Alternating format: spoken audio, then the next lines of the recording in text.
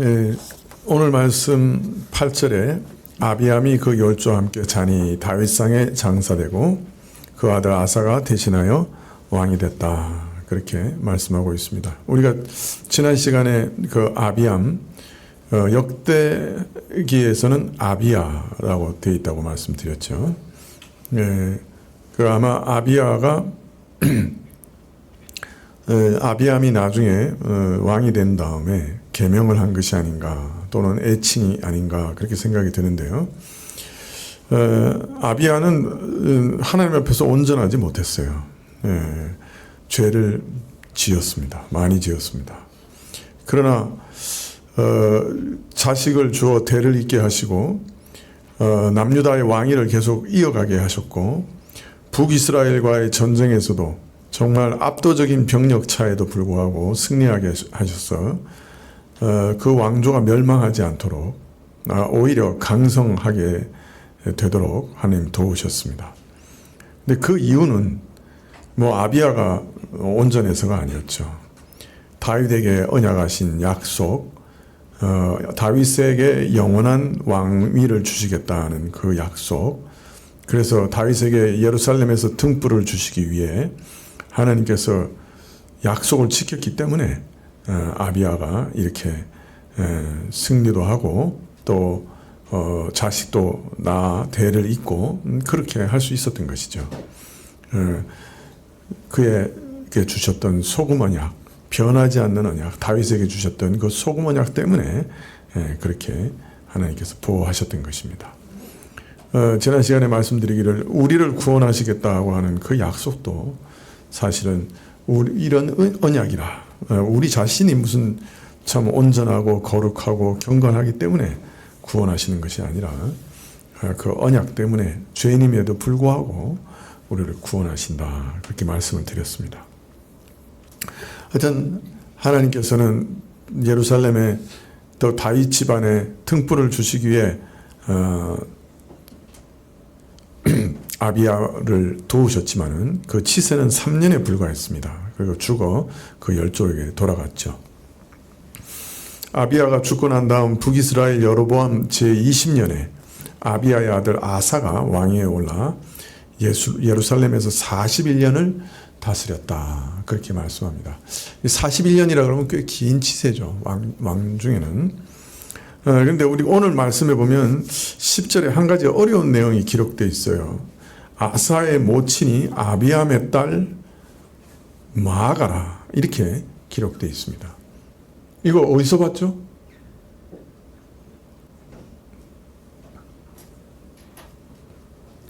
예?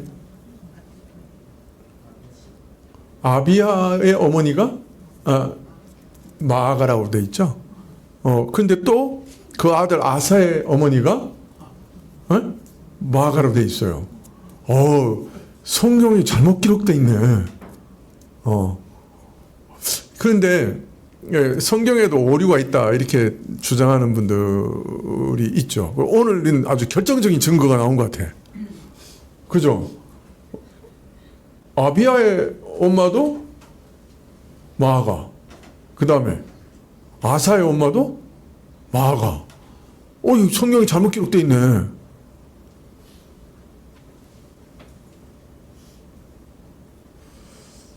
여기서 잘못 동의하면 안 될 것 같죠?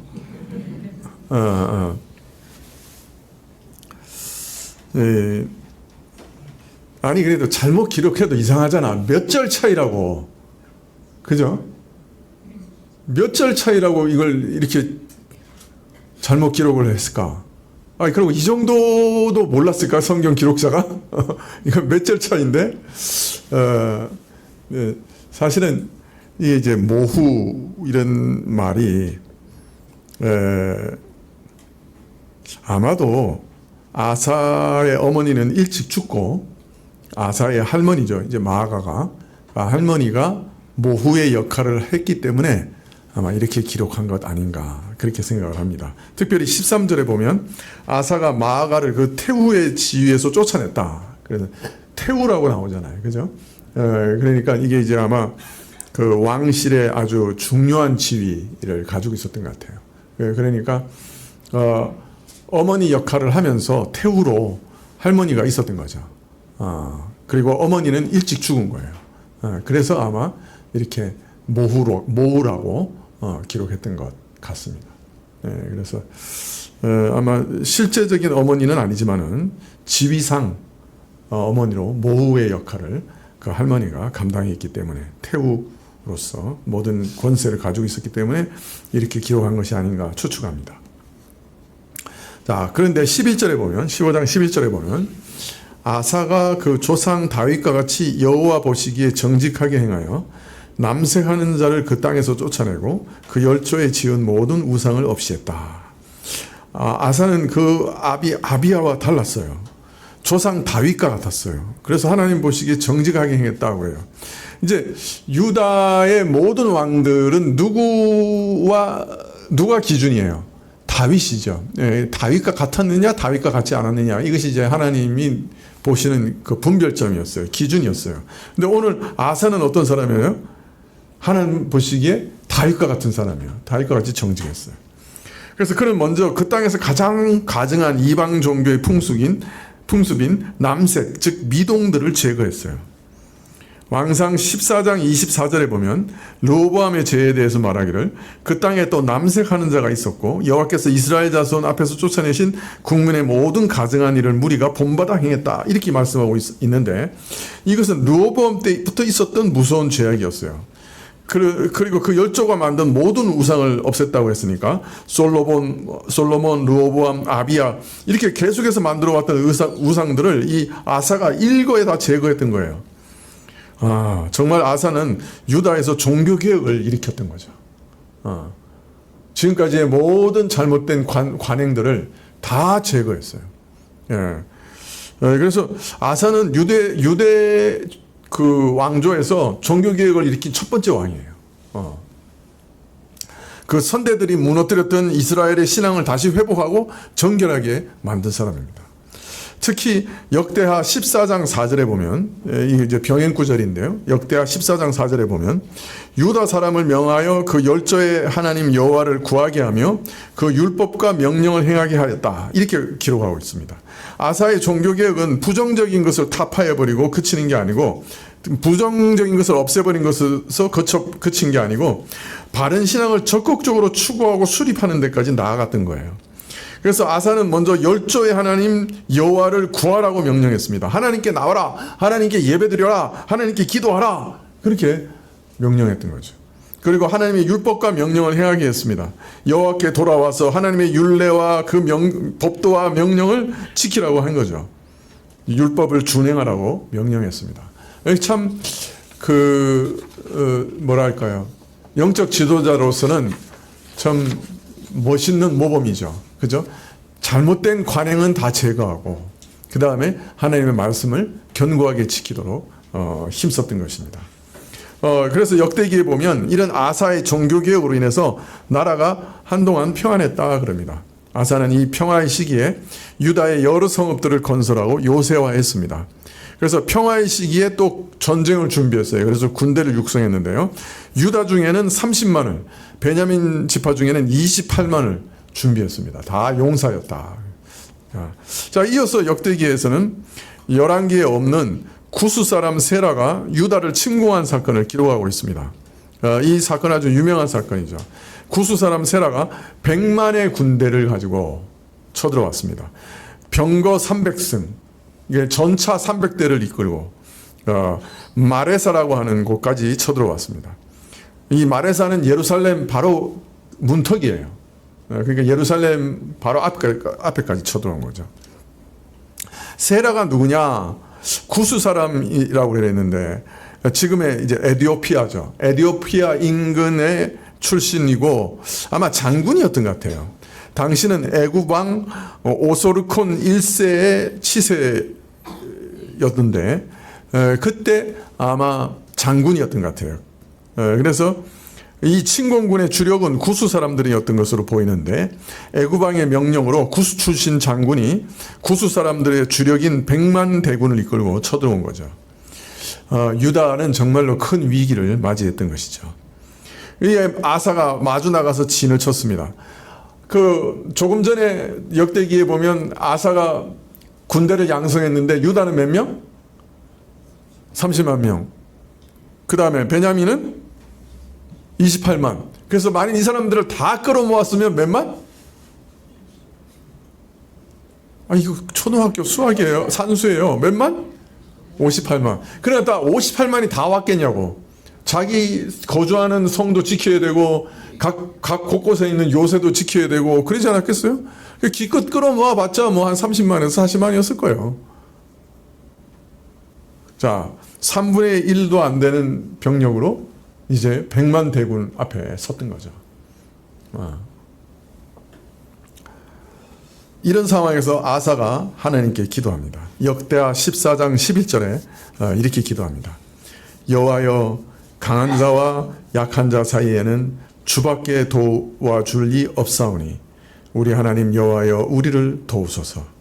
우리가 주를 의지하며 주의 이름을 의탁하옵고 이 많은 무리를 치러 왔나이다. 여호와여, 주는 우리 하나님이시오니 원컨대 사람으로 주를 이기지 못하게 하옵소서. 참 어려울 때마다 기도하게 되는 기도문이죠. 우리 한번 읽어볼까요? 역대하 14장 11절.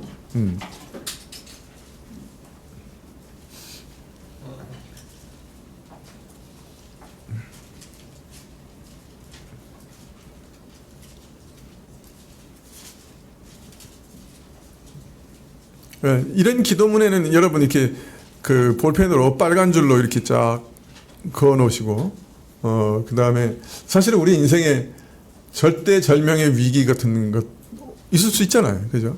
그때 우리가 사실은 정말 하나님께 드릴 기도라 생각합니다. 같이 읽어볼까요? 시작. 여호와여, 강한 자와 약한 자 사이에는 주밖에 도와줄 리가 없사오니 우리 하나님 여호와여, 우리를 도우소서. 우리가 주를 의지하며 주의 이름을 의탁하옵고 이 많은 무리를 치러 왔나이다. 여호와여, 주는 우리 하나님이시오니 원컨대 사람으로 주를 이기지 못하게 하옵소서.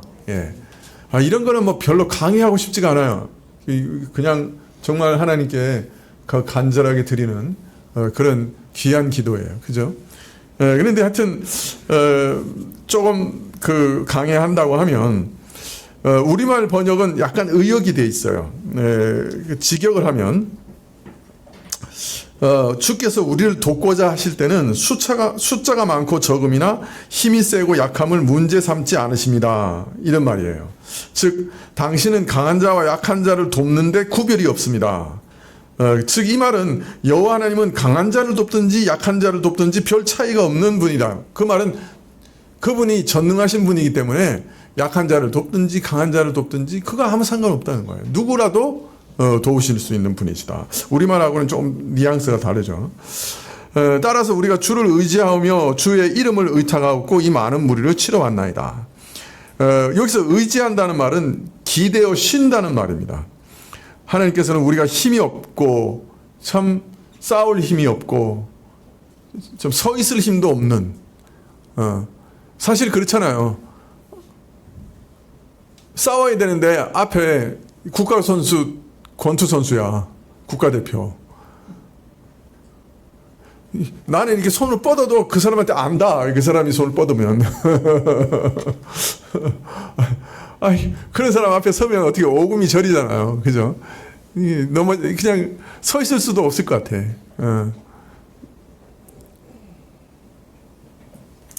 근데 여기서 의지한다 말은 하나님께 기대고 쉰다 그런 말이에요.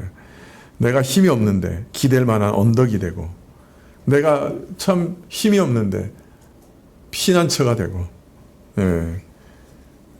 내게는 아무 해결책이 없는데 어디 도움을 청할 데가 없는데, 그죠? 뭐 주변에 뭐 군대를 청할 데도 없어, 그죠? 오직 하나님만이 궁극적인 해결책이시라. 그걸 믿고 오히려 하나님께 기대고 쉬는 거예요. 하나님께 기대 쉬는 거예요. 하나님, 정말 저는 하나님 위에는 피할 데가 없습니다. 하나님 품 안에서만 저는 쉴 수 있습니다. 하나님께 기대입니다. 하나님 저를 도와주십시오. 주의 이름을 의탁하고 이 많은 무리를 치러왔다. 즉 주의 영광을 위해서 전쟁합니다. 주의 이름을 위해서 전쟁합니다. 어떤 면에서는 주의 편에 서서 전쟁을 하고 있습니다. 주의 대리자로 전쟁합니다. 여호와여, 주는 우리 하나님이시오니 원컨대 사람으로 주를 이기지 못하게 하옵소서. 우리는 연약한 인간인데, 죽어야 할 인간인데 어떻게 주를 이길 수 있겠습니까? 원컨대 사람으로 주를 이기게 하지 마옵소서. 참 어떤 면에서는 대단한 확신을 가지고 기도하는 거예요. 그죠? 하나님이 도우시는 거는 그 사람이 강하냐 약하냐 그런 아무 상관없습니다. 하나님은 전능하신 분이니까. 우리는 그래서 하나님은 정말 기댈 만한 분이고 의지할 만한 분이고 피할 분이고, 그죠? 기대서 쉴 만한 분인 것 제가 압니다. 우리는 그래서 궁극적인 해결이 하나님께만 있다는 걸 압니다. 자, 그러니 하나님의 이름을 땅에 떨어뜨리시겠습니까? 하나님이 사람에게 지시겠습니까? 하나님 우리에게 승리를 주실 줄 믿습니다. 이런 내용이죠. 그죠? 아주 담대한 기도죠. 그래서 오히려 주의 이름을 만천하에 드러내실 기회 아닙니까? 우리는 주의 이름을 위해서 여기 있습니다. 주여, 주의 영광을 위해서 이기시옵소서. 사람에게 그 영광을 빼앗기지 마시옵소서. 사실 이거 굉장히 자주 우리가 기도해야 할 그런 내용이에요. 하나님, 주의 영광을 빼앗기지 마십시오.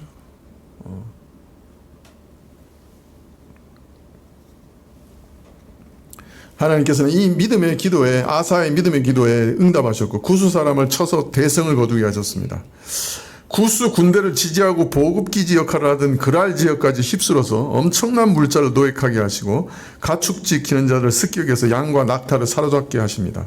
아주 기적 같은 승리를 이루셨습니다.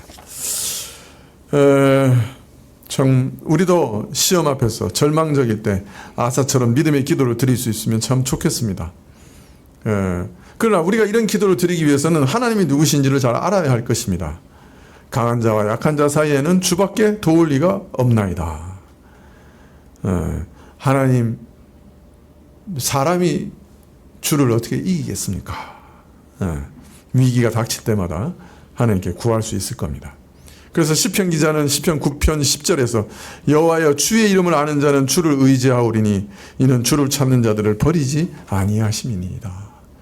아사의 기도를 한마디로 요약하면 아마 이렇게 이 기도로 요약할 수 있을, 고백으로 요약할 수 있을 겁니다.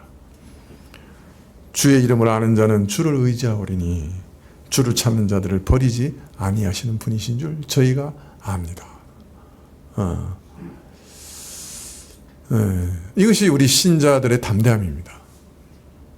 우리가 어떤 상황 가운데서도 놀라지 않고 또 주를 의지할 수 있는 이유는 참 주를 의지하는 자를 버리지 아니하신다. 결코 버리지 아니하신다. 우리가 기도할 때 듣지 않으신 것 같은데 어떤 때는 그러나 안 들으시는 적은 없다. 다 들으신다. 자, 그런데 역대기에 보면 승리하여 돌아오는 아사와 유다에게 하나님께서 선지자 아사랴를 보내세요. 아사랴가 15장 역대하 15장 2절 하반절에 이렇게 얘기합니다. 아사 및 유다와 베냐민의 무리들아, 내 말을 들으라. 너희가 여호와와 함께하면 여호와께서 너희와 함께 하실지라. 너희가 만일 저를 찾으면 저가 너희와 만난 바 되시려니와 너희가 만일 저를 버리면 저도 너희를 버리시리라. 하나님께서 선지자를 보내신 타이밍이 아주 기가 막히죠. 막 대군한테 이겨가지고, 그죠? 그냥 대군을 전멸시키고 귀환하는 그 승리의 그 행진 가운데 선지자를 보내십니다. 저들이 경험한 진실을 이제 다시금 확인시켜 줍니다. 너희가 하나님을 찾을 때 어떻게 했느냐? 저 100만 대군을 이기지 않았느냐? 유다가 한 일이 뭐냐? 니들이 정말 전쟁에서 이긴 거냐? 하나님이 함께 하셔서 이긴 거 아니냐? 하나님을 찾으라. 그러면 하나님도 너희를 함께 하실 거다. 너희가 그거 경험한 거 아니냐? 이제 그렇게 얘기합니다. 그리고 다시금 유다가 해야 할 일들을 말씀하시면서 하나님과 함께하고 저를 찾아라. 이렇게 얘기하십니다. 이어서 사사시대 얘기들을 쭉 예를 들어서 말씀하시면서 하나님께 돌아오면 언제라도 만나주시지 않았느냐. 사사시대에도 그런 일들이 있지 않았느냐 하고 강조하여 알리십니다. 이런 말씀을 들은 아사는 마음을 강하게 하고 큰 용기를 내서 종교개혁을 다시 시작합니다. 외부의 적을 진밀한 여세를 몰아서 내부의 우상들을 다 제거합니다. 가증한 물건을 유다와 베냐민 온 땅에서 제하고 에브라임 산지에서 빼앗은 그 이스라엘에서 빼앗은 성읍에서도 다 제합니다. 낭실 앞, 즉 성전의 현관 앞에 있는 여호와의 단을 중수하고 하나님께 드리는 예배를 새롭게 합니다.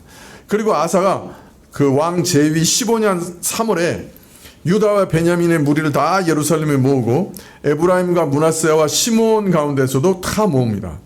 즉 북이스라엘에서도 정말 여호와 하나님을 섬기고자 하는 사람들을 다 모은 거예요. 그래서 아사 왕 제위 15년 3월에 그 모든 사람들이 모여 하나님께 제사 드리고 구스와의 전쟁에서 빼앗아 온 물건 가운데 소 700과 양 7천으로 하나님께 제사를 드리고 마음을 다하고 성품을 다해서 열조의 하나님 여호와를 찾기로 언약을 합니다. 즉 언약을 갱신합니다.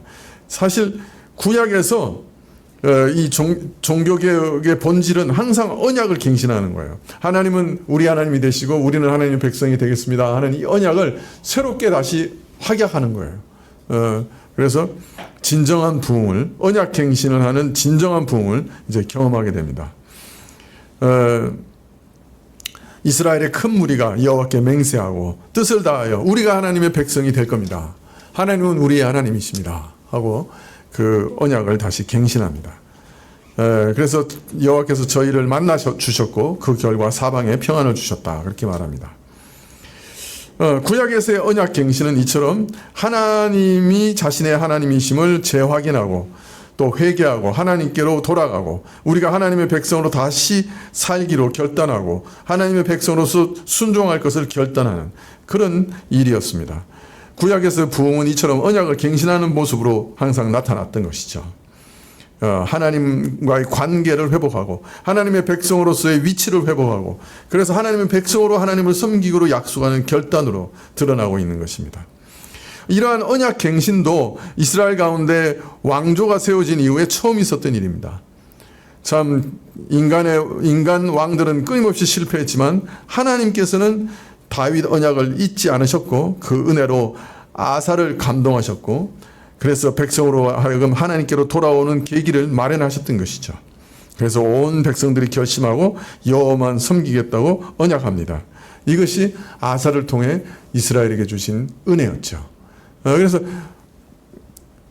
그런데 이런 종교개혁의 가장 큰 걸림돌이 아직 남아 있었습니다. 바로 르호보암의 왕비이자 아비야의 모친이요 아사의 조모였던 마아가였습니다. 그래서 오늘 왕상 15장 13절에 그 모친 마아가가 아세라의 가증한 우상을 만들었으므로 태우의 위를 패하고 그 우상을 찍어서 기드론 시냇가에서 불살랐다 그렇게 말하고 있습니다.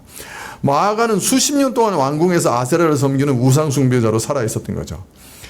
그녀는 르호보암의 각별한 총애를 입었기 때문에 자기 소생인 아비야를 왕으로 세울 수 있을 정도로 왕실의 권위를 가지고 있었고 권세를 가지고 있었고 아사 시절에도 태우로 여전히 실제적인 권력을 휘두르고 있었습니다.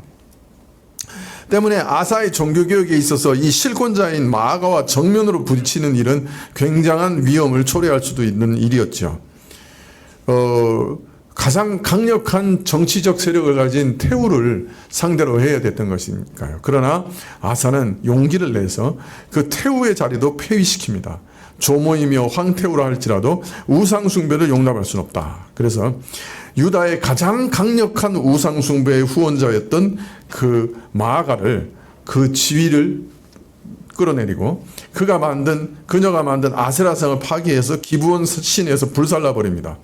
유다에서는 그 누구도 우상 숭배를 할 수 없다 하는 것을 명백하게 보여준 거죠. 지위 고하를 막론하고 하나님의 올바른 신앙에서 떠난 자들은 제거할 수밖에 없다. 유다의 순전한 믿음을 회복하고자 했던 것이죠.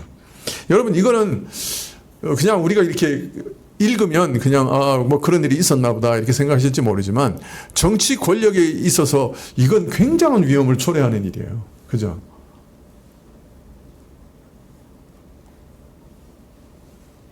사실은 지금까지 뒤에서 수렴 청정을 할 만큼 강력한 태우였는데 그 옛날에도 그 수렴 청정하던 사람을 갖다가 없애려고 그 젊은 왕이 왕권을 잡으려고 그러면 얼마나 힘들어요. 그죠? 그 알력이 있고 그냥 여러분 또 그런 드라마는 안 보시죠?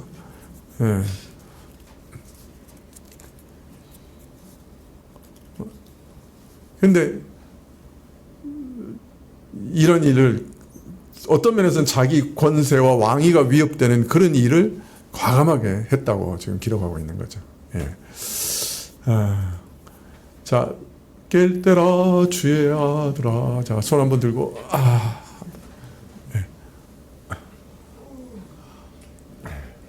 이 오후 시간에 꼭 이거 한번 해야 돼요. 그죠? 졸리시죠?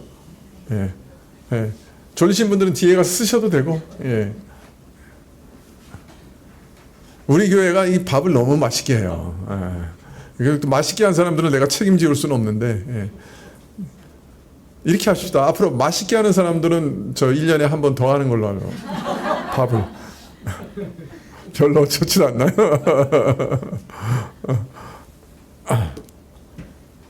아침밥도 안 먹고 왔지. 교회 밥은 맛있지.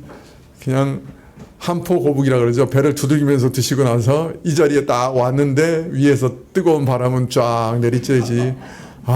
일주일에 피로를 회복할 수 있는 절호의 기회이긴 해요. 주무세요.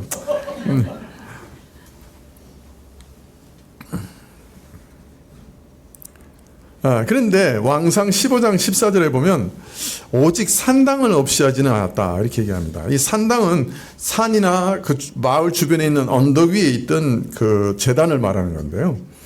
여기는 두 가지가 있었어요. 하나는 우상을 숭배하고 제사 지내는 산당이 있었고, 또 하나는 여호와 하나님께 제사 지내는 산당이 있었어요. 그래서 성전이 있기 전에는 산당에 가서 예배드렸어요. 그래서 솔로몬도 기브온 산당인가요? 거기 가서 예배를 드렸어요. 맞죠? 그래서 산당도 두 종류가 있었는데요. 그렇지만은 하나님께서는 분명히 중앙 성소에서 한 곳에서만 예배드리라고 처음부터 율법에 가르치셨고, 성전이 이제 완성된 다음에는 성전 위에서는 예배드리지 못하도록 만드셨어요. 왜냐하면 성전은 예수 그리스도를 예표하는 거니까 예수 그리스도를 통하지 않는 예배는 그 하나님 받으실 수 없는 예배거든요. 우리는 예수 그리스도 안에서 예수 그리스도 이름으로 예배를 드리는 거예요. 그러니까 성전에서 예배를 드리라고 하는 것은 당연한 일이거든요. 그래서 성전 중앙성소에서 예배를 드리는 게 이제 합당한데, 성소가 완성된 다음에는. 그러나 여전히 산당에서 여호와께 제사를 드리는 일도 있었던 것 같아요. 그래서 역대기를 보면 아사가 우상을 섬기는 산당은 다 제거했어요.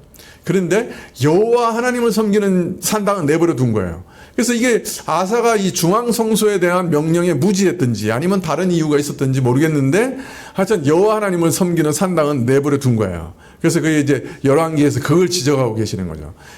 그것은 아직 부족한 일이었다. 그죠? 이게 사실은 여호와를 섬기는 산당도 다 제거해야 되는데 이게 중앙성소가 완성됐기 때문에, 그래서 이런 오점도 있었다라고 평가하고 있습니다. 말하고 있습니다. 그렇지만 열왕기나 역대기나 다 같이 아사의 마음이 일평생 여호와 앞에 온전했다고 아사를 긍정적으로 평가하고 있습니다. 그런 것을 봤을 때 하나님께서 왕들을 평가가 그 왕들에게 요구하시는 온전한 마음이라는 것이 조금도 실수 없는 완벽을 요구하신 것은 아니라고 하는 것을 알 수 있습니다. 연약한 인간이기 때문에 우리가 늘 실수할 수 있는 거죠. 그리고 그 사실을 인정합니다. 그러나 성경에서 저가 다윗과 같았다, 마음이 온전했다 하는 말은 전반적인 방향이, 그죠? 진짜 믿음을 가지고 참된 믿음을 가지고 그 일을 했다 하는 것을 인정하신 거죠. 그가 완전히 실수하는 거 하나도 없다 그런 말은 아닌 거죠. 뭐 이후에 또 다음 시간에도 보겠지만 아사가 실패하고 실수한 게 꽤 있죠. 그렇지만 하나님이 근본적으로 아사를 받으셨다 하는 것은 틀림없습니다. 그래서 왕상 15장 15절에는 저가 여러 가지 구별된 것을 여호와 하나님께 은과 금과 기명들을 드려서 성물로 성전에 드렸다 그렇게 말합니다. 하나님께 자신의 마음을 드리는 표로 예물을 드렸다, 헌물을 드렸다 그렇게 말하고 있습니다. 오늘 이렇게 헌물 드린 것을 기록하고 있잖아요, 성경에. 그죠? 오늘 우리가 하나님께 헌금한 것도 하나님께서 기록하실까요, 안 할까요?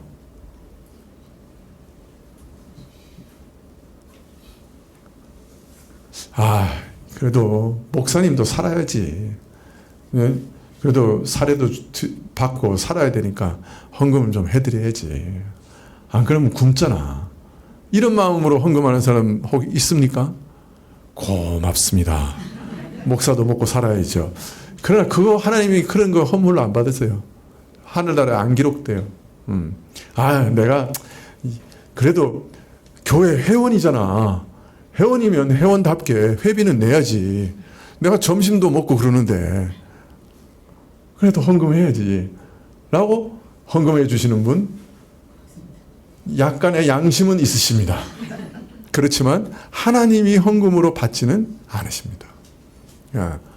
하나님께 진정으로 감사하는 마음으로 하나님이 제게 주신 것이 다 주의 것입니다. 제가 받은 모든 좋은 것은 다 하나님으로부터 왔습니다. 하나님이 복의 근원이십니다. 그 하나님이 주신 것을 그 일부를 다시 하나님께 감사하는 마음으로 드립니다. 또 저 자신을 하나님께 드리는 그 마음으로 하나님께 예물 드립니다. 저를 받아주십시오 라고 드리는 예물은 하나님이 받으시고 오늘도 하늘에서 기록하실 줄 믿습니다. 과부의 2렙돈이라도 그 물질의 다가가 중요한 게 아니에요. 진짜 중요한 것은 우리의 감사와 우리의 마음입니다. 그런 예물을 드리십시오. 그리고 영원히 하나님께서 기록하실 줄 믿습니다. 그러한 은혜를 받으시면 좋겠습니다. 자, 오늘 말씀 다 읽었는데요. 열왕기의 역사를 보면요. 북이스라엘의 경우는 한 사람도 예외가 없어요. 모든 왕이 다 정죄받았어요. 7일 동안 다스린 왕도 저가 여로보암의 죄에서 떠나지 않았다라고 정죄를 받아요. 그래서 북이스라엘의 통치는 전부 정죄를 받았어요. 단 한 사람의 예외도 없어요. 반면에 유다 왕 계통에는 간간히 정말 조상들의 타락한 신앙의 영향에서 벗어나서 오늘 아사도 자기 조모부터 누구예요? 가장 강력한 우상 숭배자잖아요. 그죠? 자기 그 수렴청정한 그죠? 태후부터 가장 그 중요한 핵심 반동 우상 숭배자인데 그 영향력 아래 있는데도 종교개혁을 일으키잖아요. 그러니까 그것도 기적이죠, 사실. 그죠? 그런 놀라운 기적을 하나님께서 일으키시는 거예요. 그래서 조상의 타락한 신앙의 영향을 벗어나서 하나님을 온 마음으로 섬기는 왕들이 나타납니다. 조상들이 어지럽혀 놓고 무너뜨린 신앙을 다시 회복하고 순정케 하는 왕들이 나타나는 거예요. 근데 사실은 이게 그들 스스로가 뭐가 경건해서가 아니에요. 아직 다윗과 맺은 언약을 하나님이 잊지 않으셨다는 표징이었어요. 그 후손들의 불신앙과 악행에도 불구하고 여전히 다윗과 맺은 언약, 그 다윗을 통해서 메시아를 보내시겠다고 하는 그 언약은 변하지 않다고 하는 것을 보이시기 위해서, 다윗 언약을 버리지 않으셨다는 것을 보이시기 위해서 이러한 사람들을 일으키고 그 자손들 중에 종교개혁을 일으키는 그런 사람을 하나님이 일으키신 거예요. 그 하나님께서 나는 너희를 잊지 않았다고 하는 하나님의 마음의 표였던 거죠. 그래서 아사는 하나님이 여전히 다윗의 언약을 기억하신다는 하나의 표였던 거죠. 신약교회에 와서도 참 기이한 것은 부흥과 종교개혁이 계속 되었다는 거예요. 이 종교개혁의 역사, 그 신약교회의 역사를 봐도 교회가 완전히 무너진 것 같은 그런 때에도 참 마른 뼈 같은 상황에서 생기가 들어서 참 이스라엘이 다시 일어섰던 것처럼 성령의 능력이 강하게 임해서 부흥을 맞이한 일이 한두 번이 아니었어요. 마치 완전히 은혜와 생명의 불이 꺼진 것 같은 상황이었는데 하나님께서 다시 성령의 바람을 불러일으키셔서 생명의 불꽃을 일으키신 일이 수도 없이 많습니다. 게르만이 침입해서 유럽 전체가 복음이 사라졌을 때도 아일랜드에 있는 작은 수도원으로부터 복음이 다시 전파돼서 다시 유럽을 재복음화시킵니다. 참 중세 암흑 시대가 지속되었지만은 하나님의 생기로 종교개혁의 새날이 밝아옵니다. 그 강력한 천주교의 교권을 단 한 사람, 마틴 루터라고 하는 사람의 그 외침 가운데서 무너뜨리시는 기적을 일으키십니다. 미국 같은 경우는 1727년, 1792년, 1830년, 1857년, 1882년 대각성을 경험합니다. 작은 기도 모임에서 7, 8명이 모여서 기도하던 그 기도 모임에서 불꽃이 일어나서 그 주변으로 옮겨가고, 그리고 기차 노선이 지나가는 도시마다 그 부흥의 불꽃이 쫙 옮겨가는 놀라운 기적들을 경험하기도 했습니다. 또 1904년에서 1905년에는 웨일즈에서 아주 강력한 부흥운동이 일어납니다. 재밌는 거는요, 이런 일화도 있어요. 그 웨일즈 언덕에 그 교회가 있었는데 주일날 젊은 청년들이 그 밑에 있는 잔디밭에서 축구를 차고 있었던 거예요. 축구 경기를 하고 있었어요. 근데 교회를 보니까 교회에 불이 난 거예요. 그래서 이 사람들이 야, 교회 불났다 그러고 물통을 들고 교회로 허겁지겁 올라갔는데, 올라가 보니까 불난 게 아니고 부흥사경회를 하고 있었던 거예요. 성령께서 얼마나 강하게 임재하셨는지 바깥에서 축구를 하던 사람이 봤는데 교회에서 불이 난 줄 알았다는 거예요. 믿거나 말거나. 네, 원산의 작은 기도에서 시작한 부흥의 불결이 1930년도에 한국 교회에 일어났습니다. 평양의 장대현 교회에서 참 성령께서 강하게 임하시니까 그 장대현 교회 그 마룻바닥에 사람들이 떼굴떼굴 굴러다녔어요. 자기 죄 때문에. 그래서 어떤 때는 성령께서 임하시면 안 되는데 그런 생각도 간혹 들어요. 내가 또 바닥을 떼굴떼굴 굴러다닐까 봐. 그래도 부흥은 있어야 되겠죠. 그죠? 정말 성령이 오시면 좋겠어요. 네. 구약에서도 성령께서 역사하셔서 좀 있을 수 없는 상황에서 종교개혁을 일으키시고 언약을 새롭게 하신, 신약교회에서 사실은 부흥이, 성령이 임하시면 부흥이 일어납니다. 그런데 이러한 부흥은 개교회 단위로도 일어나고 또 교회 역사 전체에서도 일어나지만은 개개인의 삶 속에서도 일어납니다. 우리 신자들도 많은 우여곡절을 겪으면서 신앙의 부침이 있을 수 있습니다. 영적 침체를 경험할 때도 있습니다. 그러나 성령이 임하시면 달라집니다. 믿음이 침륜에 빠진 것 같을 때라도 성령께서 임하시면 달라집니다. 그렇기 때문에 우리는 온 교회를 위해서도 성령을 부어주시도록 기도해야 될 뿐 아니라 우리 각자 개인을 위해서도 성령을 주시도록 기도해야 됩니다. 사실 우리 마음을 변화시키시고 우리 신앙을 회복시키시고 다른 새로운 각성을 일으키시고 새로운 결심을 일으키시고 우리 신앙을 새롭게 하시고, 이 모든 일은 누구를 통해서 일어나는 거예요? 성령 하나님을 통해서 일어나는 거예요. 이건 사람이 일으킬 수 없어요. 하나님의 생기가 개입해야 충고 같은 우리 자신도 교회도 다시 살아납니다. 오늘 정말 우리가 살아가는 세상은 정말 지옥 같아요. 어떤 면에서 정말 지옥 같습니다. 이런 곳에서 교회도 죽어가는 것 같습니다. 그러나 성령이 임하시면 복음으로 다시 이길 수 있습니다. 성령의 역사를 사모하고 다시 기도하시면 좋겠습니다. 교회에 또 우리 자신에게, 우리 개개인에게 성령을 부어주시도록.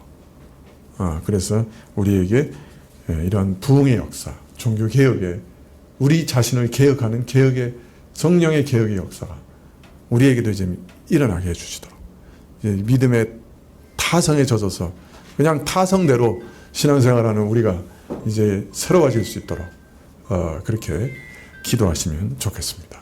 기도하시겠습니다.